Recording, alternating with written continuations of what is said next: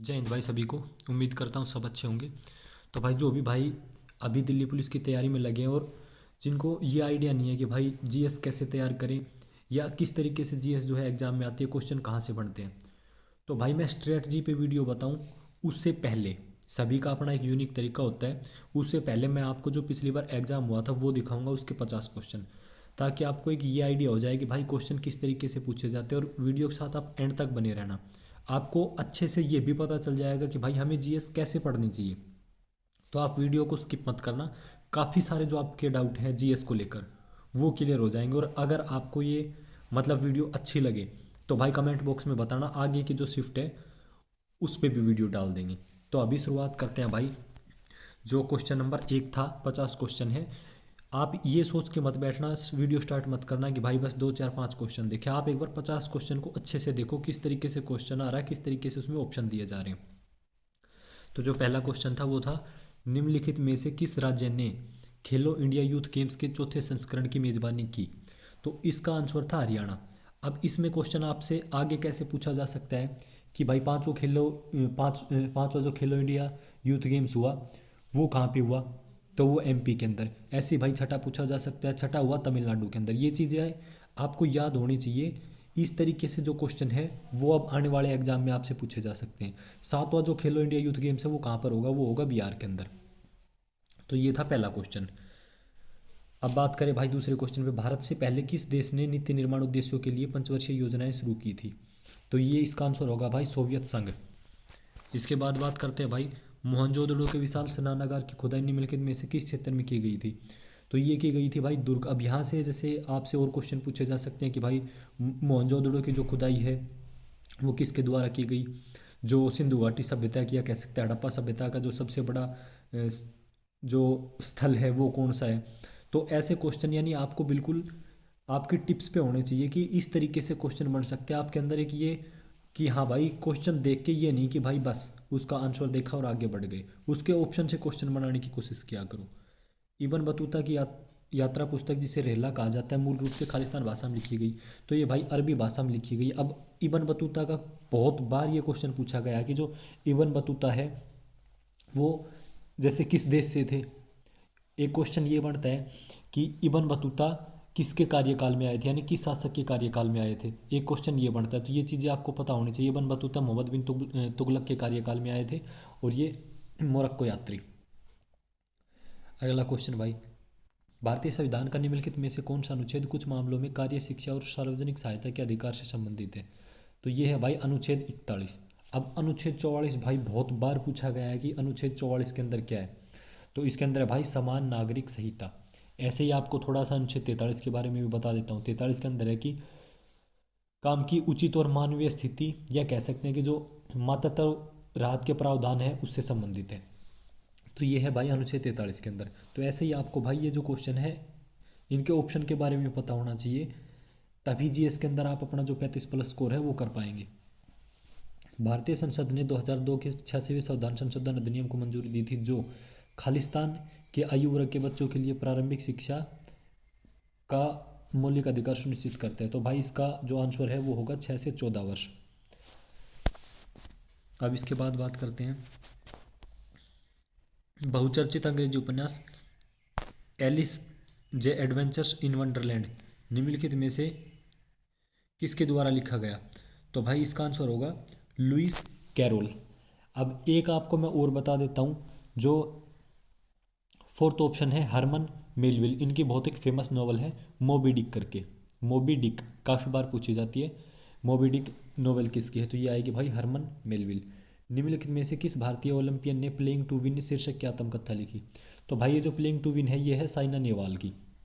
इसके अलावा जैसे अगर आपको अभिनव बिंद्रा की बताऊं जो काफ़ी बार एग्जाम में पूछी गई, तो ए शॉट एट हिस्ट्री बहुत बार एग्जाम में पूछी गई है, ये है अभिनव बिंद्रा की। ऐसे ही जैसे अगर आपको कर्णम मल्लेश्वरी के बारे में पता होना चाहिए, ये भाई भारोत्तोलक है। कर्णम मल्लेश्वरी से क्वेश्चन ये भी पूछा जा सकता है कि भाई इनका संबंध किस स्टेट से है। तो इनका संबंध है भाई आंध्र प्रदेश से। सिडनी ओलंपिक जो 2000 के अंदर हुए थे उसमें इन्होंने ब्रॉन्ज मेडल जीता था। अगला क्वेश्चन भाई, भोजन के किस भाग से शौच बनकर निकलता है। तो भाई जो अप्रयुक्त भोजन है ये आपका करेक्ट हो जाएगा। निम्नलिखित में से कौन उत्तर प्रदेश की निर्वाह फसल का उदाहरण है? तो भाई ये है गेहूँ। निर्वाह फसल से अगर आपको नहीं आइडिया, तो निर्वाह फसल का मतलब ये है कि अपनी बस जो एक तरीके से घर की रोजी रोटी चल जाए, उसे कहते हैं भाई निर्वाह फसल। इसमें कोई मतलब ये नहीं कि आप बहुत बड़े किसान हो, तो ये एक मीडियम लेवल के कह सकते हैं कि किसान है जो निर्वाह खेती करके भाई अपना गुजारा करते हैं। उस्ताद अल्लाह रखा साबिर खान, पंडित किशन महाराज और पंडित ज्ञान प्रकाश घोष का किस वाद यंत्र से संबंध है? तो भाई स्टैटिक जीके के बिल्कुल कंफर्म है कि आपसे 8-10 क्वेश्चन जरूर पूछे जाएंगे, तो ये चीज़ें आपको बिल्कुल याद होनी चाहिए। इसका आंसर होगा भाई तबला वादक। अब इनमें जैसे जो शहनाई पहला ऑप्शन दिया हुआ है, शहनाई के बहुत फेमस पर्सन है बिस्मिल्लाह खां। अब बिस्मिल्लाह खान के बारे में काफ़ी बार क्वेश्चन ये पूछा गया कि भाई इनको जो भारत रत्न है वो कब दिया गया था? तो 2001 में इनको भारत रत्न दिया गया था। ऐसे ही अगर वायलिन के बताऊँ फेमस, तो वायलिन के हैं भाई एल सुब्रमण्यम। तो ऐसे करके भाई क्वेश्चन आपको बिल्कुल अच्छे से याद होने चाहिए।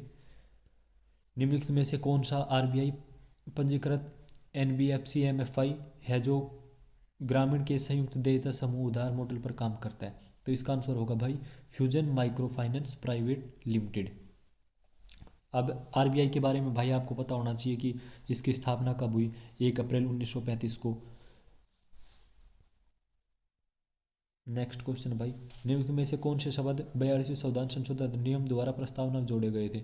तो भाई इसमें समाजवादी, धर्मनिरपेक्ष और तीसरा और था, वो आप कमेंट बॉक्स में बताएं कि तीसरा शब्द कौन सा था जो कि 42वें संविधान संशोधन द्वारा प्रस्तावना में जोड़ा गया था। निम्नलिखित में से कौन सी एक उत्कृष्ट गैस नहीं है? तो भाई इनमें से कौन सी उत्कृष्ट गैस नहीं है? नाइट्रोजन नहीं है। कौन कौन सी होती है? हीलियम, नियन, आर्गन, क्रिप्टॉन, जेनॉन, रेडोन, ये है। इनके बारे में अब ये भी पूछा जा सकता है कि भाई ये जो कौन से समूह से संबंध रखती है, जो आपकी पीरियोडिक टेबल है, कौन से ग्रुप के अंदर उत्कृष्ट गैस है? तो ये है भाई 18वें ग्रुप के अंदर। आगे बात करते हैं भाई, वर्तमान कीमतों पर राष्ट्रीय आय की गणना खालिस्तान के आधार पर की जाती है? तो ये भाई प्रचलित कीमतों के आधार पर की जाती है। इकोनॉमिक्स से आपको 3-4 क्वेश्चन जरूर देखने को मिलेंगे। राज्य विधानमंडल के प्रत्येक सदन को समय समय पर बैठक के लिए कौन बुलाता है? तो ये बुलाता है भाई राज्यपाल। अब इसमें जैसे आपको ये पता होना चाहिए कि भाई जो सीएम है वो किस अनुच्छेद के अंदर है? वो है भाई 164 के अंदर। जो भाई गवर्नर है, राज्यपाल है, वो किस अनुच्छेद के अंदर है? वो है भाई 153 के अंदर। तो भाई बिल्कुल आपको ये वीडियो देखकर एक आइडिया हो जाएगा कि भाई क्वेश्चन कैसे पूछे जाते हैं और साथ में हमें तैयारी किस लेवल से करनी है। आगे बात करते हैं भाई, निम्नलिखित में से किस अधिनियम के द्वारा सरकार प्रतिबंधात्मक व्यापार पर रोक लगाती है? तो ये भाई एमआरटीपी अधिनियम के द्वारा सरकार प्रतिबंधात्मक व्यापार पर रोक लगाती है। आगे बात करें भाई, सफल शिकार क्रियाकलाप का जश्न मनाने के लिए सिद्धि धमाल नृत्य में से किस राज्य में नृत्य के रूप में किया जाता है? सीधा ये क्वेश्चन है कि सिद्धि धमाल नृत्य है वो किस राज्य में किया जाता है? तो ये है भाई गुजरात के अंदर।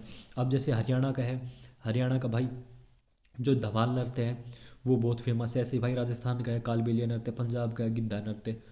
तो ऐसे आपसे क्वेश्चन है वो पूछा जाता है और आगे भी पूछा जाता रहेगा। निम्नलिखित में से कौन वैदिक काल में राजा के लिए धार्मिक अनुष्ठान करता था? तो ये जो भाई पुरोहित है वो वैदिक काल में राजा के लिए धार्मिक अनुष्ठान करता था। आगे भाई, महान कवि और मानवतावादी लेखक रविंद्रनाथ ठाकुर ने किस घटना के विरोध में अपनी नाइटहुड की उपाधि लौटा दी थी? तो भाई जब जलियांवाला बाग हत्याकांड हुआ था 1919 में, तब इन्होंने अपनी जो नाइटहुड की उपाधि है वो लौटा दी थी। और ये जैसे ऑप्शन इसके अंदर दिए गए भाई, Pitt's India act 1784 direct question पूछा जाता है। बंगाल विभाजन कब हुआ? 1905 में। कामागाटा मारूकांड कब हुआ? 1914 में। Pitt's India act 1784। तो ये बिल्कुल आपको याद होने चाहिए, इनसे डायरेक्ट आपसे क्वेश्चन है वो पूछा जाएगा। प्यादा निम्नलिखित में से किस खेल से संबंधित है? अब ये खेल शब्दावली से क्वेश्चन आ गया। ये शतरंज से, ऐसे ही आपसे भाई क्रिकेट से पूछा जा सकता है कि कवर ड्राइव किस खेल से संबंधित है? तो ये खेल शब्दावली से एक आध क्वेश्चन देखने को मिलते हैं, तो भाई अपने बिल्कुल अच्छे से याद कर लें। अनंत आर कृष्ण एक प्रसिद्ध खालिस्तान वादक है। तो ये भाई मृदगम वादक है अनंत आर कृष्ण। ऐसे ही आपको भाई बांसुरी के बारे में पता होना चाहिए, संतूर के बारे में, सितार के बारे में, ये क्वेश्चन आपसे पूछे जाएंगे।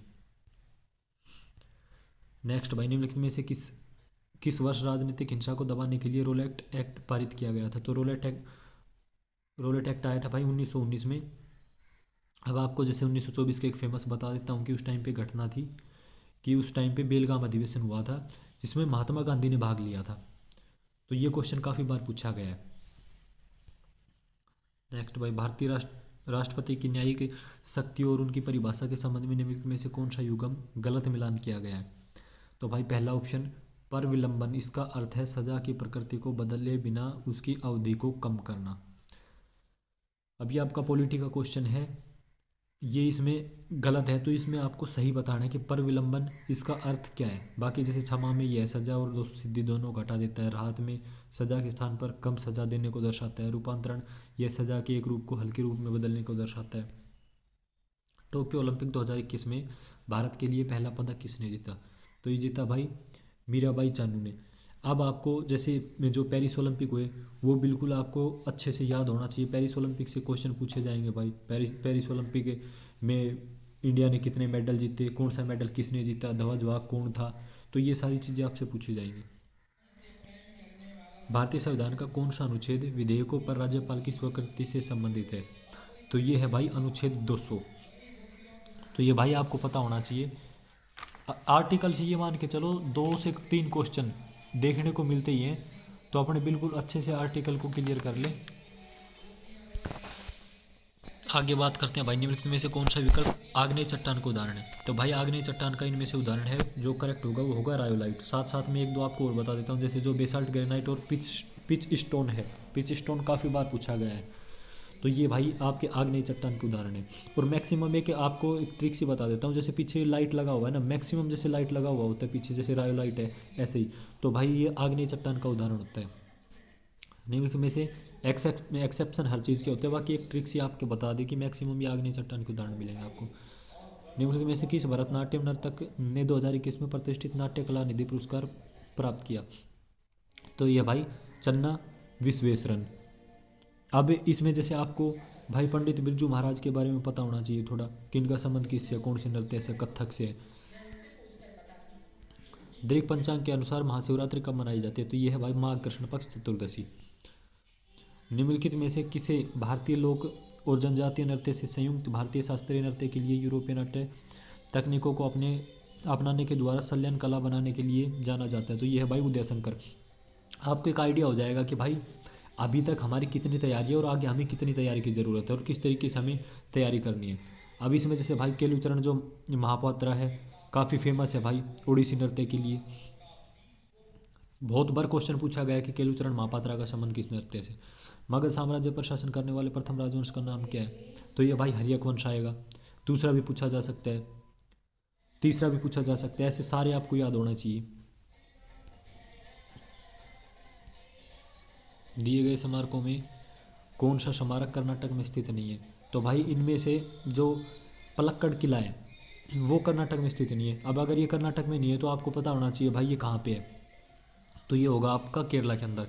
ऐसे भाई आपको होयसलेश्वर मंदिर है, इसके बारे में पता होना चाहिए, ये कर्नाटक के अंदर कौन से भगवान को ये समर्पित है? तो ये भाई जो शिव भगवान है अपने उनको समर्पित है। ऐसे भाई गोल गुंबज के बारे में आपको पता होना चाहिए कि गोल गुंबज कहाँ पर है, डायरेक्ट क्वेश्चन पूछ लेंगे कर्नाटक में। किसने बनवाई? मोहम्मद आदिल शाह ने। तो इस तरीके से क्वेश्चन आपसे पूछे जाएंगे। 1939 में फॉरवर्ड ब्लॉक की स्थापना निम्नलिखित में से किसने की थी? तो ये की थी भाई सुभाष चंद्र बोस ने। महात्मा गांधी से काफ़ी सारे क्वेश्चन बनते हैं, तो महात्मा गांधी के बारे में जितने भी क्वेश्चन बनते हैं सारे आपको याद होने चाहिए।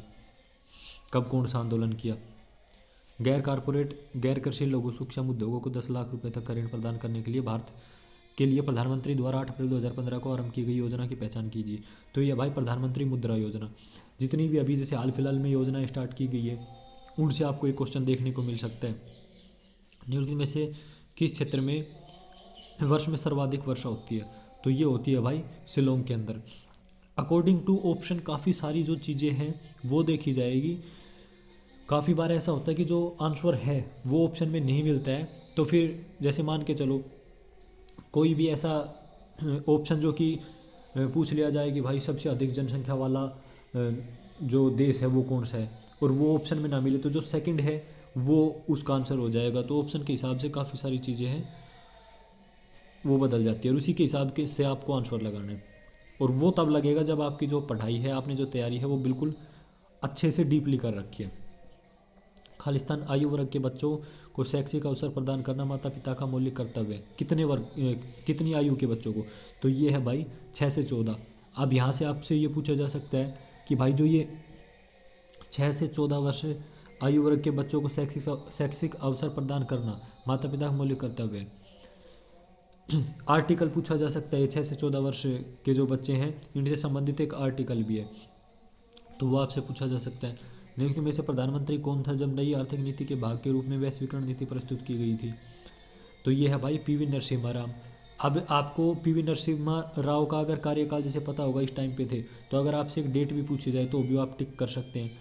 तो भाई ये जो नई आर्थिक नीति के भाग के रूप में वैश्वीकरण नीति आई थी, मैं इसको आपकी डेट बता देता हूँ भाई, ये 1991 के अंदर आई थी पीवी नरसिम्हा राव के समय में।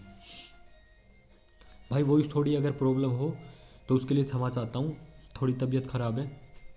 IBA महिला विश्व मुक्केबाजी चैंपियनशिप 2023 की मेज़बानी किस देश ने की थी? तो ये है भाई भारत। अब जो IBA 2024 में हुआ वो कहाँ पर हुआ आपको पता होना चाहिए भाई, तो ये है मोंटेनेग्रो के अंदर। भारत, अब मोंटेनेग्रो की राजधानी पूछ सकते हैं आपसे, वो आपको पता होना चाहिए। मतलब उस लेवल से तैयारी करके चलो कि भाई कहीं से क्वेश्चन आ जाए, ठोक देंगे भाई, क्वेश्चन कहीं से भी आ जाओ। इतना चीज़ों को क्लियर करके चलो, ना कि लाइटली पढ़ के और मन को तसल्ली दे ली कि हाँ भाई बस हो गया। भरतनाट्यम की उत्पत्ति निम्नलिखित में से किस राज्य से हुई? तो ये भाई तमिलनाडु से। राष्ट्रीय जलमार्ग 10 किस राज्य में स्थित है? तो ये है भाई महाराष्ट्र में। अब बहुत बार क्वेश्चन पूछा गया राष्ट्रीय जलमार्ग 1 के बारे में कि कौन सी नदी पर है, तो ये है गंगा नदी पर। किस किस के बीच में? तो हल्दिया और प्रयागराज के बीच में। एनी बेसेंट खालिस्तान के प्रभाव में एक फैबियन समाजवादी थी, तो यही इसका आंसर होगा भाई जॉर्ज बर्नार्ड शॉ। 42 क्वेश्चन। निम्नलिखित विकल्पों में से कौन से सस्य भूमि पारिस्थितिकी तंत्र के संबंध में सही है? तो पहला, सस्य भूमि एक मानव निर्मित पारिस्थितिकी तंत्र है, बिल्कुल करेक्ट है भाई। सस्य भूमि पारिस्थितिकी तंत्र में बहुत कम आनुवांशिक विविधता पाई जाती है, तो ये भी ठीक है भाई, दोनों बिल्कुल ठीक है। तो इसका आंसर हो जाएगा कथन 1 और 2 दोनों सही है। भारत की जनगणना 2011 के अनुसार निम्नलिखित में से राज्यों और केंद्र शासित प्रदेशों के किस समूह में उच्चतम साक्षरता दर दर्ज की गई? तो इसका आंसर हो जाएगा भाई केरल और लक्षद्वीप। अब जैसे इंडिया के अंदर यही पूछ लिया जाए कि भाई जो न्यूनतम साक्षरता है वो कौन से राज्य के अंदर है, तो उसका आंसर हो जाएगा भाई बिहार। निम्नलिखित में से कौन सा सांस्कृतिक उत्सव उत्तर प्रदेश पर्यटन विभाग द्वारा आयोजित किया जाता है? तो ये हो जाएगा भाई ताज महोत्सव। अब इसमें से आपसे पूछे कि हम्पी नृत्य महोत्सव कर्नाटक में हो जाएगा। नाट्यांजलि होता है भाई तमिलनाडु के अंदर। निशागंधी बहुत बार पूछा जाता है, नाट्यांजलि और निशागंधी हो जाएगा भाई केरल के अंदर। निम्नलिखित में से कौन दिल्ली सल्तनत का सुल्तान था जब दक्षिण भारत में बहमनी साम्राज्य की स्थापना हुई? तो ये हो जाएगा भाई मोहम्मद बिन तुगलक। अब बहमनी साम्राज्य की स्थापना पूछ सकते हैं कि भाई किसने की, तो ये बहमन शाह या इन्हीं का नाम था हसन गंगू। इन्होंने 1347 के अंदर बहमनी साम्राज्य की स्थापना की थी। भारतीय संविधान के किस अनुच्छेद में कहा गया है कि भारत का कोई भी नागरिक किसी अन्य राष्ट्र से कोई उपाधि स्वीकार नहीं करेगा? तो इसका हो जाएगा भाई आंसर अनुच्छेद 18(2) के अंदर। नेक्स्ट भाई, तो ये आपसे पूछ लिया उत्पादक प्राथमिक उपभोक्ता के बारे में। तो उत्पादक आपका हो जाएगा भाई जो हरे पौधे हैं वो प्राथमिक उपभोक्ता, खरगोश द्वितीयक उपभोक्ता, ये आप कर लेंगे। इसमें अगर आपने अच्छे तरीके से पढ़ रखा है ये तो कोई बड़ा इशू नहीं होगा। निम्नलिखित में से कौन सी पंचवर्षीय योजनाओं के लक्ष्य हैं? तो भाई पंचवर्षीय योजनाओं के जो लक्ष्य है विकास, आधुनिकीकरण, समता और आत्मनिर्भरता, ये बिल्कुल करेक्ट हो जाएगा। निम्नलिखित में से कौन सा युग्म गलत है? तो भाई जो इसके अंदर ऑप्शन देखते हैं, बहुमूल्य धातु प्लेटिनम, ठीक है, एलो धातु जिंक, लोह धातु लोहा, ठीक है, तो जो ए धातु है वो लेड, ये गलत है। प्रधानमंत्री गरीब कल्याण योजना दोबारा से एक योजना इस क्वेश्चन देखने को मिला, किस वर्ष शुरू की गई? तो ये भाई 2016 के अंदर। तो दोस्तों ये थे आपके जो जीएस के 50 क्वेश्चन थे। मैंने अपनी तरफ से कोशिश करी कि भाई अच्छे से आपको क्वेश्चन भी दिखाया जाए, साथ साथ आपको ये बताया जाए कि भाई हाँ इस तरीके से क्वेश्चन पूछे जाते हैं और आपको ऐसे तैयारी करनी चाहिए। अगर आपको वीडियो अच्छी लगी हो तो भाई आगे इसको कंटिन्यू रखेंगे और शिफ्ट के क्वेश्चन आपको दिखा दिए जाएंगे। तो भाई सभी को धन्यवाद।